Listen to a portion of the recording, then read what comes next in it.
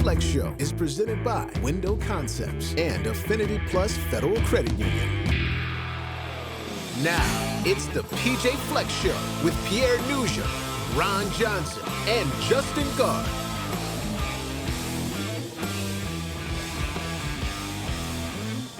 And welcome in, everybody, to another edition of the PJ-Fleck-Show. It's a little extra special edition of the PJ-Fleck-Show because you're looking at it right now. There it is, the Floyd of Rosedale back in Minnesota for the first time since 2014. Welcome in, everybody. Joined as always by the head coach of Gopher-football, PJ Fleck, alongside Ron Johnson, KFAN's Justin Gard. I'm Pierre Nugent. Coach, let's get right to it. This has been a long time coming for you, your players, this program. Just take us through what it was like for you and the players walking out of Kinnick Stadium with a victory last Saturday. Well, I mean, our players are just full of emotion, and not only for themselves, but for all the players that played before us leading up to that. That's what rivalry games are all about. They're about the players, period. And our guys did what they had to do to win the football game and brought Floyd home. So we stayed on that field for quite a while, and then had a great party in the locker room and had a nice 5-hour bus ride home to celebrate. So we were able to really enjoy the moment. And, I mean, of course, everybody has to ask this. The play that did not happen, should not have happened, again, invalid fair catch signal. Take us through your emotions on the sideline, because you can kind of see you. I don't know if you saw yourself yet on TV, but you kind of run down, then you stand there, then you fold your arms, and you stare at the play, and then you're kind of looking. Like, what was going through your mind at that point? Well, right now, I mean, he's telling people to get away from the ball, right? So you kind of know it's dead, but then it doesn't get called and there's no whistle. So you wonder if anybody even saw it, right? And then you see it go in the end zone, and then you flip over to the offense since the whistle didn't blow. And you're like, listen, 2-minute drill. Let's go down there and score. But it doesn't happen because he's telling people to get away from the football. And we were called for this as well. A lot of people think an invalid fair catch signal means it has to be above your head. Years ago, if you go back to 2015, Wisconsin did the same thing when they returned to punt against Northwestern. Any Peter call, poison, one hand, two hands, telling people to get away from the ball, it's not a penalty. But once the returner touches that ball, it's dead.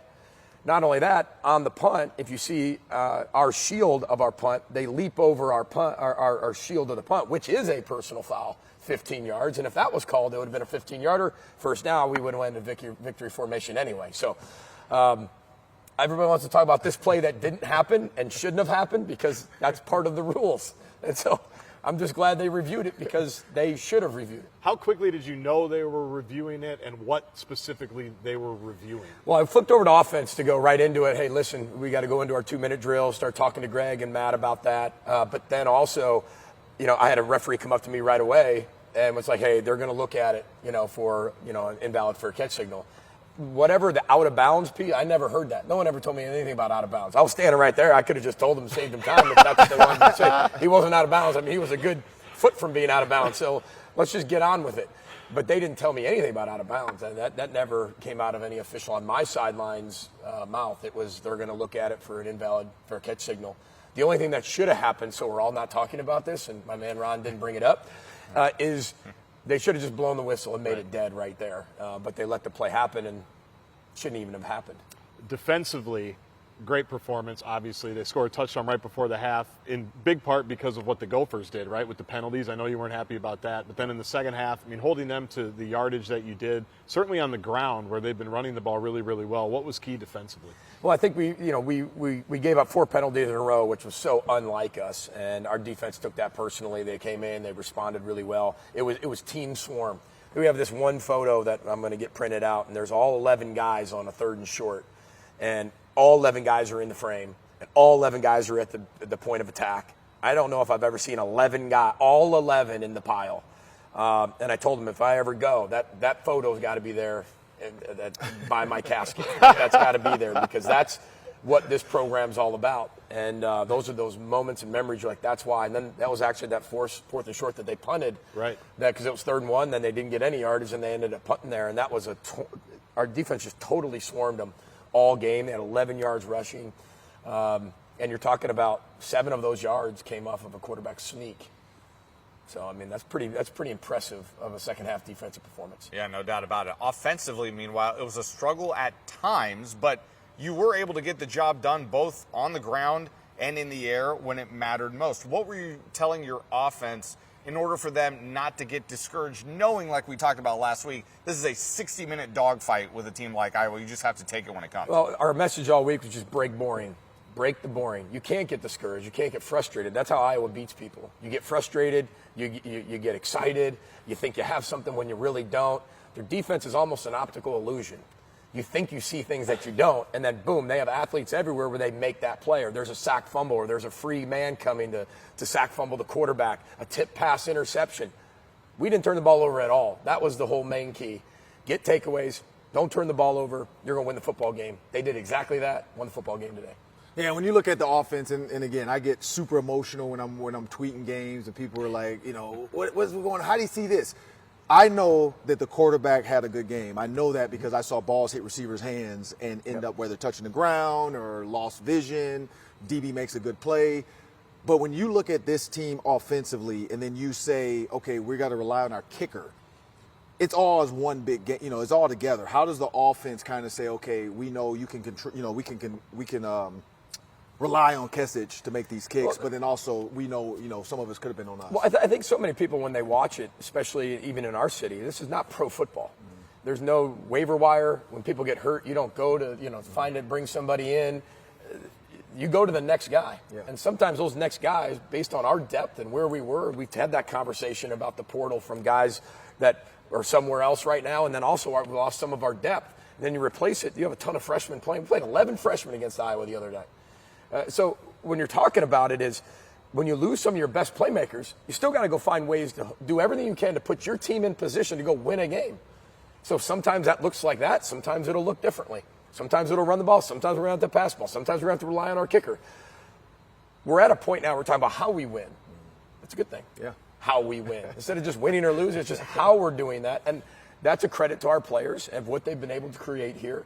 But the name of the game is winning, and it's offense, defense, and special teams. It's all connected, and you have to play complementary football. And I thought we played better complementary football than we have all year in that Iowa game. So we've talked about pair and a spare. We've talked about getting to the air. We've talked about the other spares. That's it seems like that's where we are right now with Darius Taylor playing well. He had to leave the game. Zach Evans playing well. He had to leave the game. Sean Tyler had to be the guy in that second half there. So kind of take us through the running back room at the moment, how all those guys played, because Taylor was obviously very good, picked up a huge first down right in front of you. It reminds me of 21 when Mo got hurt, and then, we took Derek LeCaptain actually from linebacker and put him over because we were on our seventh tailback come that Northwestern game, if you guys remember that. He scored too, right? Oh, yeah. He was phenomenal. Rumbled. Absolutely. Yeah. So that is the one position going into this year that we had a lot of question marks on. We were really youthful in that. We were going to expect a lot from our youth. And then our youth got hurt here and there, and so we've had to be able to, find a different spare, go buy, they can't buy it, but you go out there and look at your roster and say, who can we change, who can we put over there, who can we move? We're not at that point just yet, but you're one or two more injuries away from being at that, and you've got to make sure that you do everything you can to put your team in the best position to be successful. And it's a tough position, especially when you're young. This isn't like one guy's getting 45 carries a game and everybody says, they wore him out. This isn't that. We got a lot of young players that are playing probably before they should be playing, but it's only going to be good for us in the future, meaning the next 5 games, plus into the future of multiple years to come. We've talked a lot over the last 6 weeks about responding to adversity. How do you feel about the way the team responded this week to adversity, and what did you learn about this team? Well, I don't know if I learned anything about the team because this team has had this in them all along. It's just when were they willing to bring it out? And I think that's what this whole week has been. It's see? Can't you guys see? This is what we're talking about. Because it is such an inexperienced team. But just because you have some experienced guys doesn't make you a veteran team, a mature team. The majority of our players are underclassmen. Again, I told you we played 11 freshmen. So you're constantly doing everything you can to instill confidence. Force confidence, show them how good they can be. And I think this showed them what they can become. And again, not lighting it up for 60 points and shutting somebody out, but as a team playing complementary football, that's how this team this year has to win. And you can do that against a top 25 opponent. I mean, we haven't beat a ranked Iowa team in Kinnick since I was 1 year old, right? And think about that, a ranked 1981. 1981. A ranked Go back, Iowa team. Carry the one. We'll give you credit for 99. No, Calm I'm saying, down. I was like, wait, you were born in 1999. 1999? That's what I was like, Unbelievable. Wait, listen, when you haven't beat a team, I know you're young, but I was like, you hold can't on a be second. 22. When you haven't beat a team and you hear about it all the time, you learn all those things. Ranked team, non-ranked, at Kinnick, at our place. When was the last time we beat them at that degree temperature? Yeah. Like in those wins. When was the last time we beat them with 30-mile-an-hour gusts? You get to know all that because people tell you all that. No, I remember 1949 Ohio State. I heard all about that. But when you talk about the pass catchers, and this is near and dear to my heart, only 2 guys caught passes for the quarterback. And so Athan threw 15 passes, 2 maybe skipped, a couple dropped. Corey Crooms, I mean, honestly, I was hurting for him because I'm like, that one deep one, I'm like, that's a catch. Like, that's a catch. The ground did not move the ball. Like, he had the ball between his arms. But we're not going to get into all that. I'm not going to go back to my emotions of the refs. I'm not going to say what I said. But how do you get Athan to get that confidence back? Because on 3rd down in the red zone, you got a 6'7" tight end, hits him in the hands. So for a young quarterback like Athan, I know you work with him a ton, but how do you mentally just say, you know what, I got to come back to him if it's there next week? You put the oar back in the water and row the boat, man. Like, that's the way he's trained. We're not going to be perfect, but there were 5 or 6 drop balls, and there were probably 2 that he probably 2 to 3 that he wants back. The 2 were in the ground, 1 was a little overthrown. But I said that before, right? He's that close, and our guys, all they have to do is just catch the ball. Yeah. We're that close, but that close means a lot. That's huge, and that is like, okay, he's short on 4th down. This is a lot. This isn't this. Right. It's this, right? And that might not seem a lot to a lot of people, but that's a lot. And we've got a lot of work to do to be able to shrink that as wideouts, as tight ends, as backs, and as quarterbacks to make our team better and make them more efficient. Because it's just the efficiency piece of it. We have people open. Our guys are creating some separation. You just got to finish it now. Yeah. So much more to come here on the PJ Fleck Show. When we come back, we'll be joined on set by one of the defensive heroes from Saturday's game. Tyler Newman joins us on set when we return here on the PJ Fleck Show. Let's row the boat. You're watching the PJ Fleck Show. Welcome back into the PJ Fleck Show, everybody. Joined now by, I think it's fair to call him a friend of the show. We've had him on the show a handful of times now. Tyler Newman. A few more times we're going to start paying him on no kidding. That's going to be coming out of Ron's check. I already got that. I got that in the works. That's out of his check. We got that in the works. Out of his check, not mine. Tyler Newman joins us on set. Tyler, let's get right to it. How much did this victory mean to this team, to yourself personally, knowing how long it's been since Floyd has been back in Minnesota? Yeah, obviously it was special. You know, it was something that we haven't done in a long time. But, you know, that's why I came here, to do things that haven't been done in a long time here at this university. And, you know, every win is special. You know, we went 1-0 in the championship season. So it was just awesome, man. And I saw your emotions just, you know, after the game, you know, hanging out on the field, just kind of taking it all in. Just take me through that too, because you said it's for everybody who's never touched it and all. You know, I saw your social media stuff. You know, I grabbed a cigar. You guys made me want to grab a cigar and a bottle of champagne. But just take me through all the emotions of that day. Yeah, this, like you said, it was a whirlwind of emotions, man. I didn't even know what I was feeling out there. I was just so happy and just honestly just so excited for everybody that, you know, was a part of it, coaches included. So it was just awesome, man. And one quick question too. So you had the play that questionable. I think the refs were extremely petty. You knocked the ball out, but then you have a chance to make that play up. And I tweeted, I said, there's nobody that wants to make a play more in this moment than Tyler Newman, and you made me look smart. But going through that whole thing, making that play up for your team, was that kind of a sigh, like a relief or a monkey off your shoulders? Yeah, you could say that. I know that, you know, in any situation, I can't do that. You know, I'm the leader of this football team. And when I went back to the sideline, I told the guys that I was going to make up for it. So I promised them that. I told them I was going to do it. And so I got to back it up. So I just went out there and did it. PJ, I've heard you talk about often how your best players need to be your best players in big games.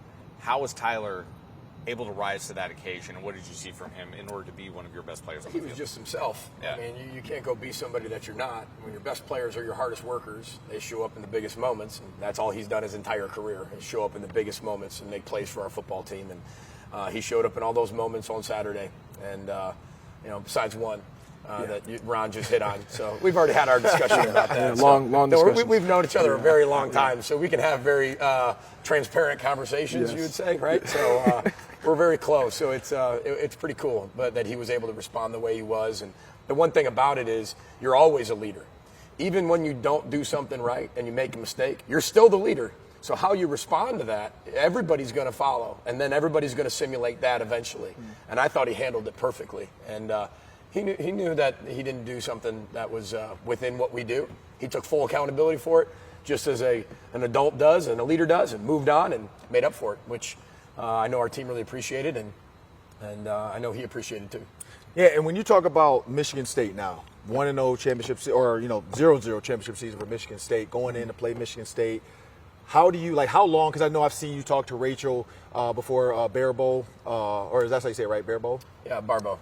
Yeah. About those guys getting a chance to just enjoy the moment, and then we got to move on. Yeah. How do you prepare them to move on for Michigan State? Well, Sunday, we actually celebrate again in our team room before we actually get to the film. We stand up, we high five each other, we pat each other on the back. We literally do all that, right? We tell everybody how good we are, how good that was, and then we put our leather vests on, we zip it up. Yep. He's doing it right now, and then we get real. Because now it's time to grow. Win or lose, it's time to grow. Yeah. The one thing this team, I think, different than other teams is this team, maybe not Tyler so much, but the rest of the team, the inexperienced piece of the team, needs the confidence. They need to be not told how good they are, but they got to see that they can do it, and you have to be able to remind them of that. So it's a balance of really keeping them humble, but also keeping their edge. To listen, look at what you just did. That 7 teams since we've been here haven't been able to do that you just did. And all the stuff we talked about since 81 and 93 and 99 and 2014.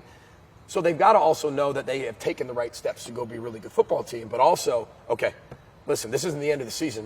We're not done. Now we've put ourselves back into a race. Yeah. And that's all we did.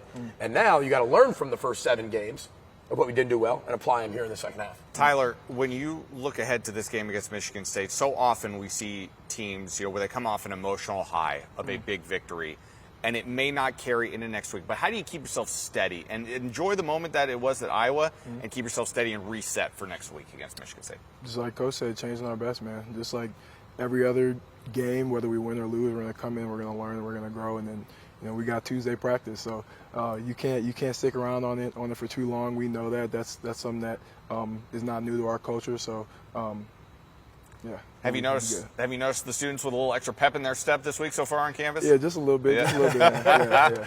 Yeah. And PJ, one serious one for you. Mel Tucker, everybody knows what happened. How do you use a moment like that to remind your players that, you have to always be careful, when you're walking around campus, when you're on, text messaging? Because I didn't have this when I was in college, thank God. And so now everything you do, these players have to be, careful what they do. We have what we call the Go for Life program, and this isn't something we react to. This is a proactive response within our program of all types of classes that teach these guys not only how to build your brand, but what can break your brand. And and just making elite decisions as men. Nobody's ever going to be perfect, but we have to teach them the best we can. There's 2 ways to learn. One is by you making a mistake or learning from somebody else make mistakes. And there's always teaching moments from other people. If you just take that in within your culture, teach them about it, create programs that are designed to help these young men. These guys aren't just football players to us. These are men. These are future husbands and fathers and members of their community. And they're going to make a difference and an impact for a long time, way beyond their 4, 5, 6 years of college here. So you're constantly educating them. I'm not saying we're perfect, not saying we are perfect, none of that. But it's that constant education proactively, the best we possibly can. And these guys do everything they can to uphold that. Well, Tyler, we certainly appreciate you. Again, like I said, friend of the show, welcome back. It's going to be the Tyler Newman show eventually at some point. Eventually, No doubt for about it. Best of luck this weekend. Thanks, Tyler. Appreciate More to come here on the PJ Fleck Show. When we come back, we'll talk a little more about Saturday's matchup against Michigan State. Stay with us here on the PJ Fleck Show. Welcome back to the PJ Fleck Show. Let's row the boat. Welcome back into the PJ Fleck Show, everybody. Coach, let's look ahead to Saturday's matchup against Michigan State. When you look at this Michigan State team, what are you telling your players and how you try to get them prepared for this weekand's matchup against the Spartans? One, they're a dangerous football team. 2, they're probably one of the most skilled teams we've played all year. I'm talking about the Michigans, the North Carolinas, their skill, their length, their size, their strength. you can't look at any piece of the record, because when you see them across the field from you, they look different. They looked different last year when we were like, oh, my goodness, look at these guys. And they've got a bunch of other transfers on and in their program. So, again, dangerous football team. And when they put it all together, they're a very good football team. Pierre talked earlier in the show about responding to adversity. How do you respond to success? It was quite a celebration Saturday, quite a moment Saturday. There's more games to be played, so how did you turn the page? Yeah, we put our leather vests on and went back to work. We had our best practice since probably spring ball on Tuesday. And so these guys, listen, it's part about instilling the confidence, then it's part about being humble. You're constantly dealing with that, but you're pushing the confidence piece. With this particular team, you better push the confidence piece when you get a chance to do it. You have to. Now, it's not about telling them how good they are. It's just saying, see what you can do when you put it all together and play complementary football, and you give a definition and a feeling and a reward and a result to what you're talking about. What does complementary football look like? We got less than a minute to go here, but I wanted to ask you real quick.